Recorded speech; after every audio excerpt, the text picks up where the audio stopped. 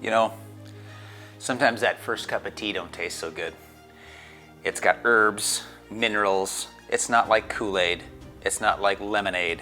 It's just, what is this? Sometimes Easter, when you hear the story, it doesn't necessarily connect like your first cup of tea. But then as you sit and savor and soak in the story, you start to recognize things that you didn't see before. Today we're going to look at the story of Easter through the angel that came to the tomb in order to see the story on a whole new level. And I hope it's like a really, really good cup of tea to you, or even better, some food for your soul as you experience Easter for the first time in a whole new way. I'm Pastor Matt, and this is Worship Anywhere.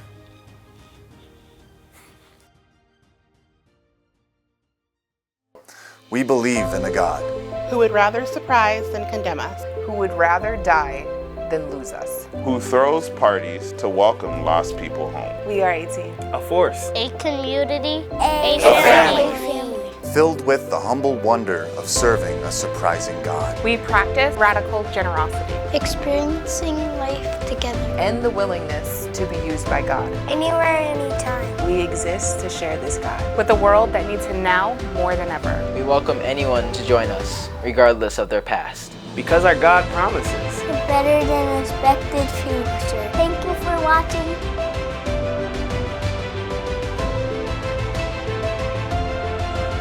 Happy Easter, everyone. Happy Easter.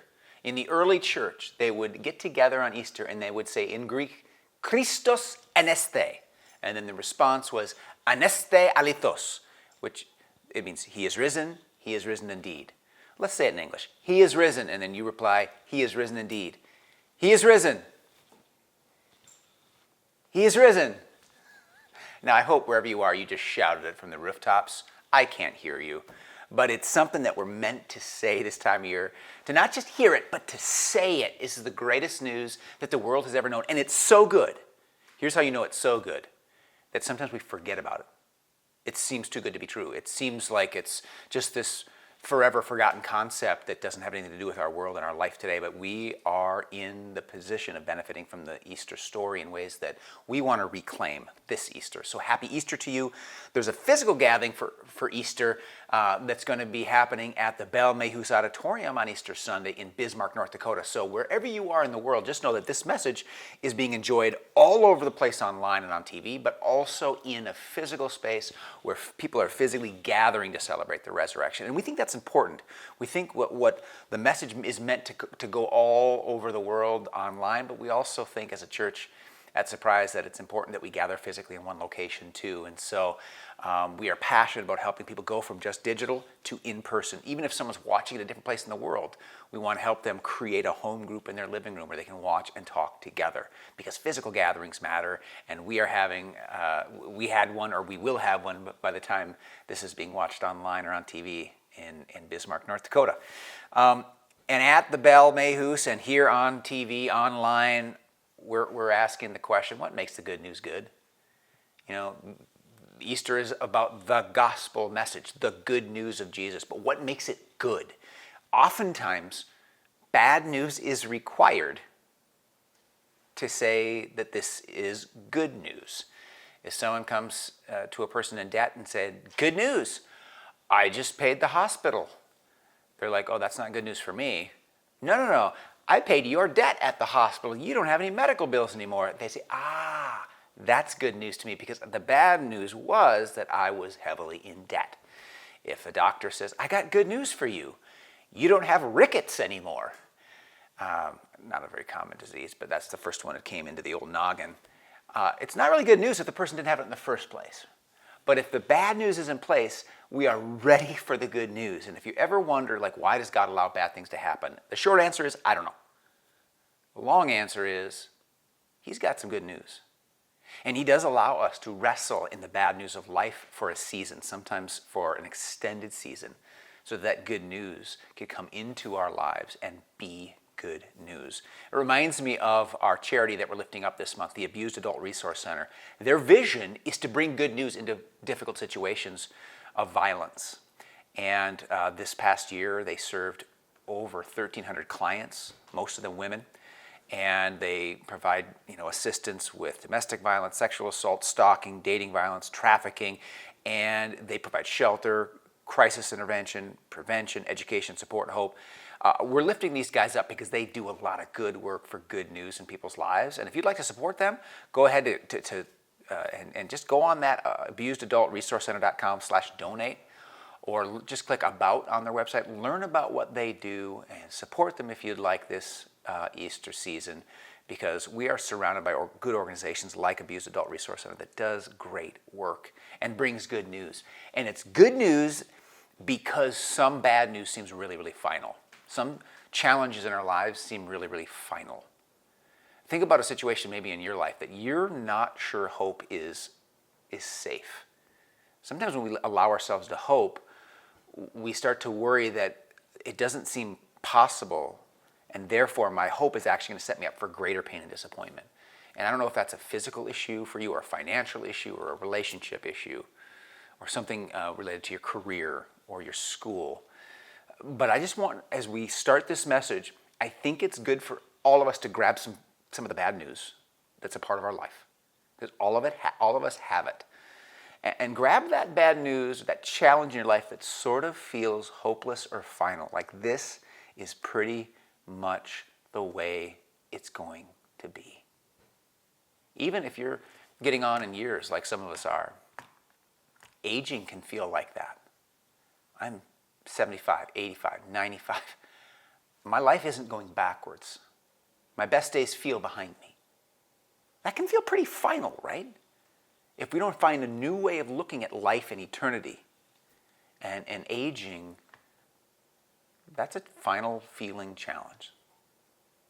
So many of our lives can feel like that. Hold yours out. Just hold it in your hand loosely as we hear this message today. I want to look at Matthew 27.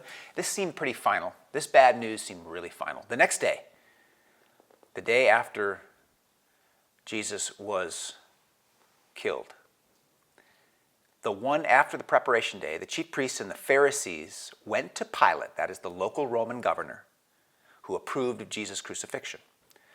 And the Pharisees were the Jews who conspired and convinced Pilate to approve of executing Jesus because they did not like Jesus and his message and his authority that he was having over people.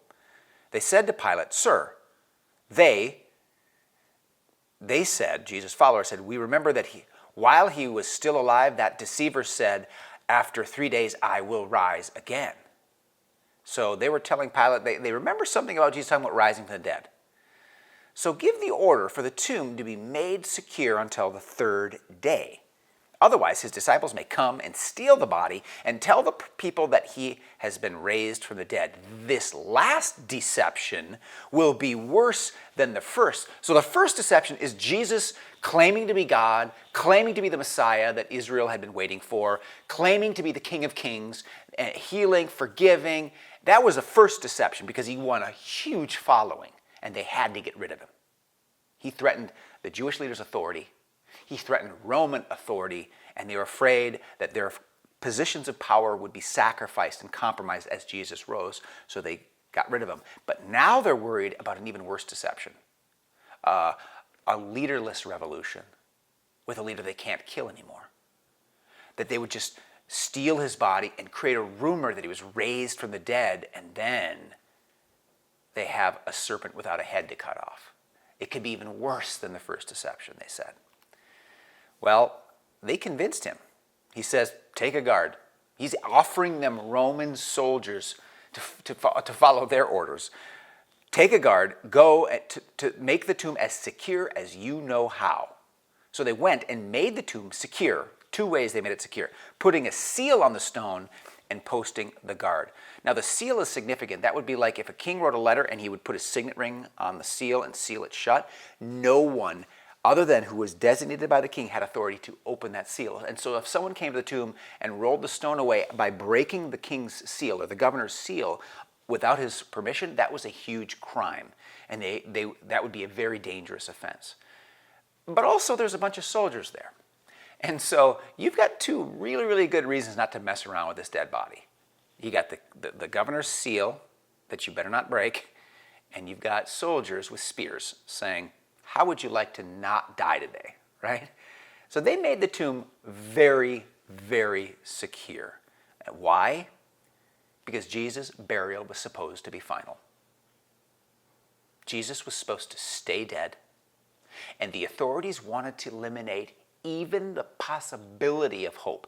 They wanted to eliminate even false hope. They were not under the illusion that there was real hope in this resurrection. They wanted to prevent a false hope of people just telling a story about Jesus' resurrection, and they were going to do everything in their power to prevent it. The very next words, the very next chapter, Matthew 28.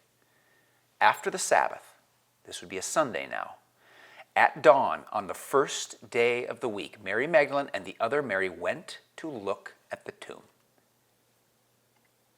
There was a violent earthquake. For an angel of the Lord came down from heaven and going to the tomb rolled back the stone and sat on it. His appearance was like lightning, and his clothes were white as snow.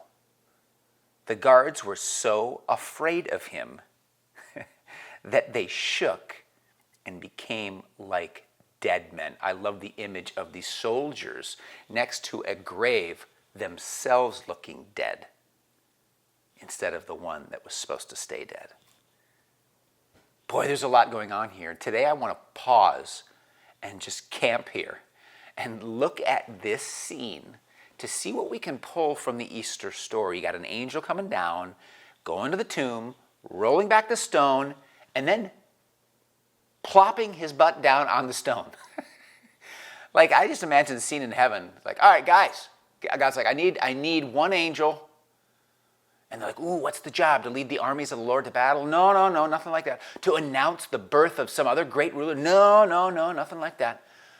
You got to roll a rock and sit on it.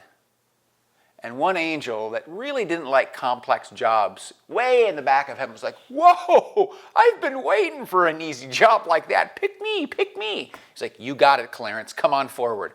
And so that angel came down and did that simple job. I have two questions about the angel today. For Easter, I want to kind of probe, investigate, and ask two simple questions about this very interesting angel who was assigned to this very interesting job in the story of Jesus' life and death and resurrection. Number one, why didn't Jesus move his own stone? You ever thought about that? So I got three options. This is what I do, folks. It's a blessing and a curse having these thoughts rolling around in my head. But I can imagine three options for why Jesus didn't just move his own stone. Why they had to actually, put the call out in heaven, put a job description together, and give an angel a mission to go to earth and do this thing for Jesus. Why didn't he just do it himself? Option one, Jesus wasn't strong enough. I mean, he was a man, right? Though he was God, he was also a human being, and human beings have limited strength. And these stones were far bigger than any individual human man could move them. So it could be that Jesus, in his humanity, is just there saying, too big, too heavy, can't move it. Father, will you please send one of those really strong angels down that you created millions of years ago and just have them do it for me so I can get out of here? There's a problem with that, though.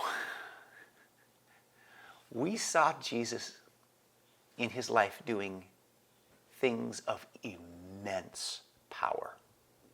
With a simple word, he calmed a squall on the sea. He cast demons out of people. He healed people who were beyond help. He took people who were dead and raised them up.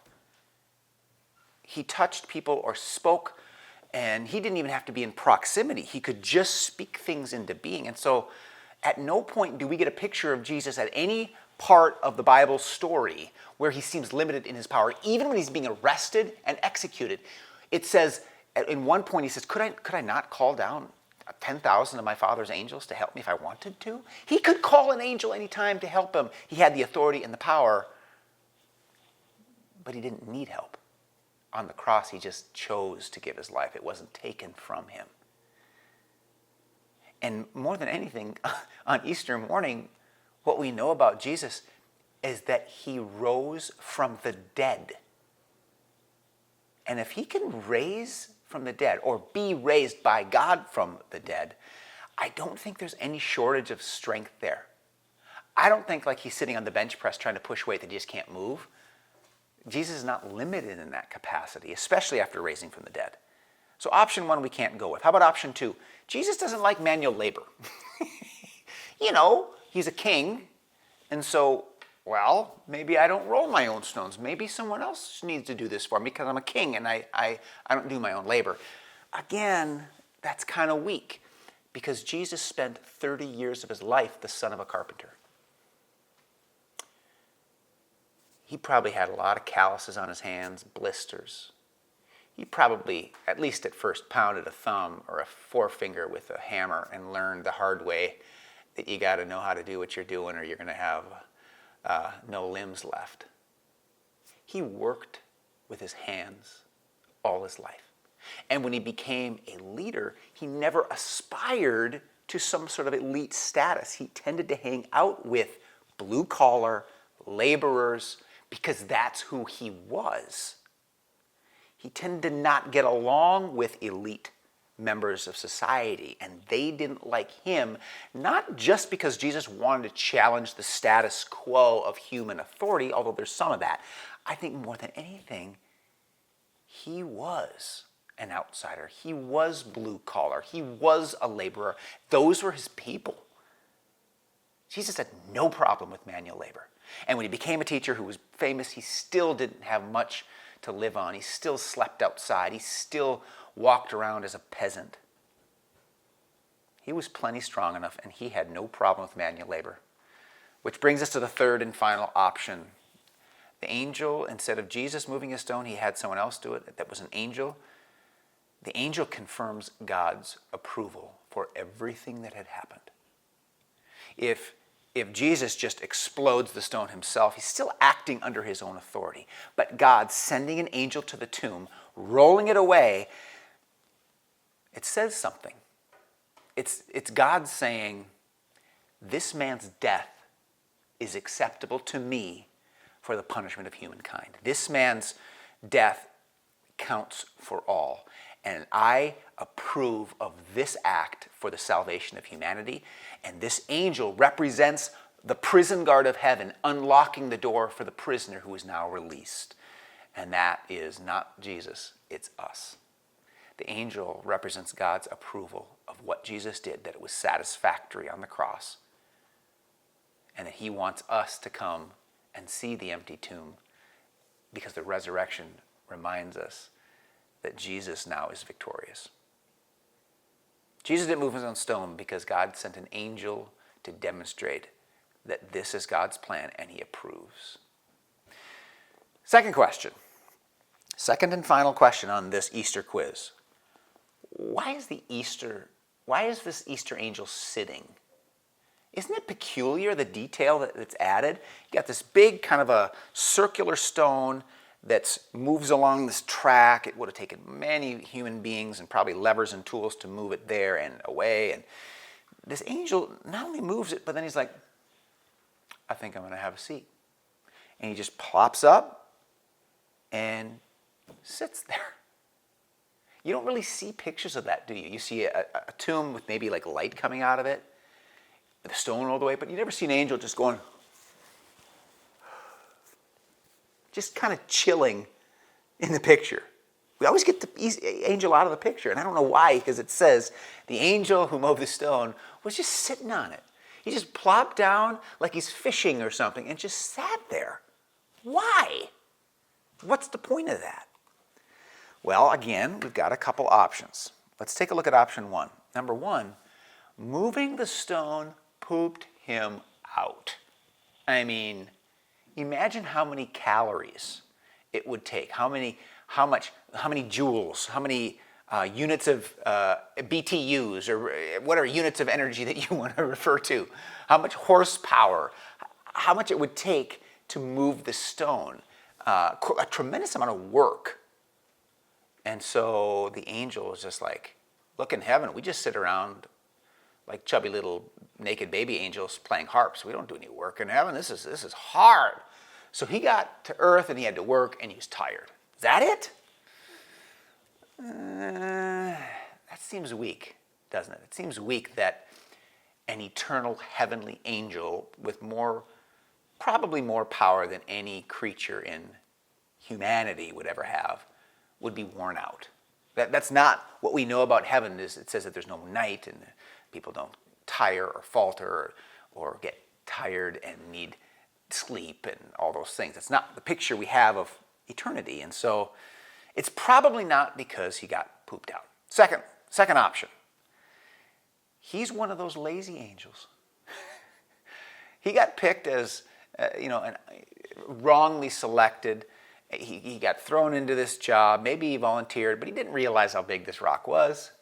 And he's like, you've got to be kidding me. This rock? Oh, my word, it's giant.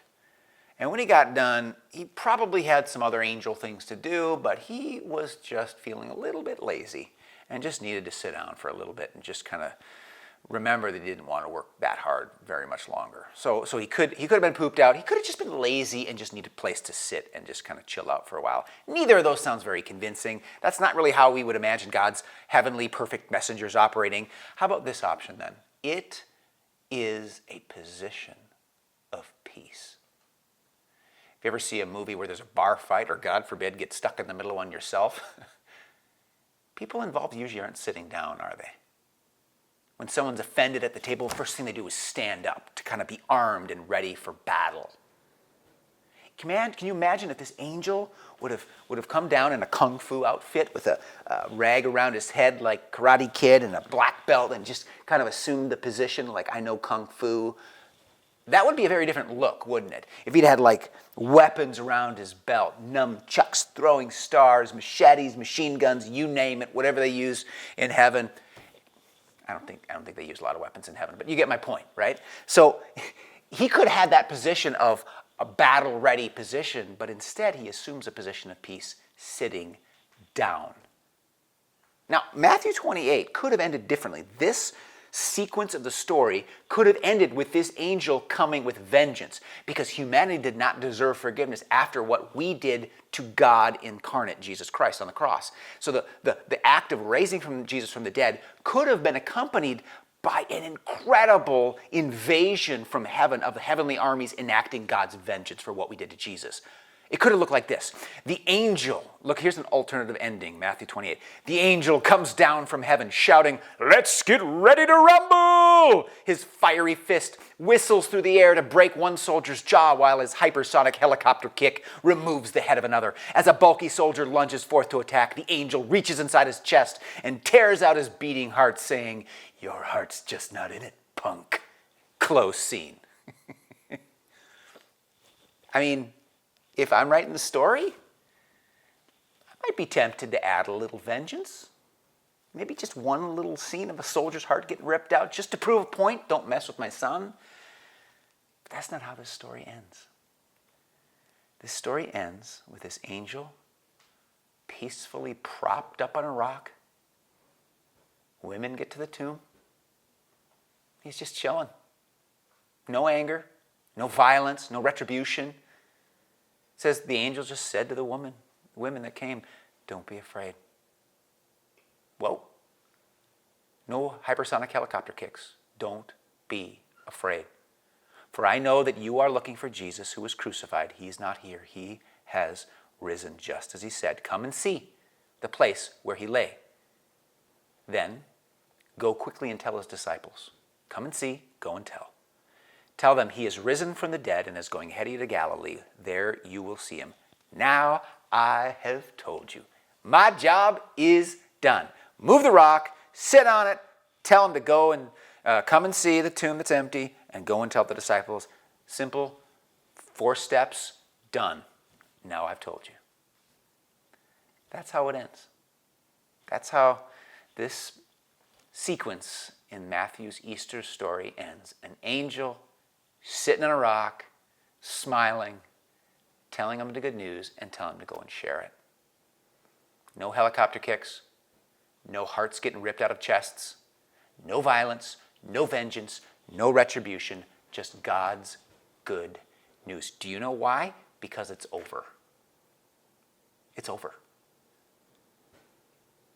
Easter confirms that God's once and for all punishment has already been given by God and received by God on the cross. That's the point of it all. There is no more need for retribution. There's no more need for punishment because punishment has already been given for all the sins of all of humanity in all of history. The cross is God punishing and being punished all in one act. And so after the empty tomb, there's nothing left but good news to share.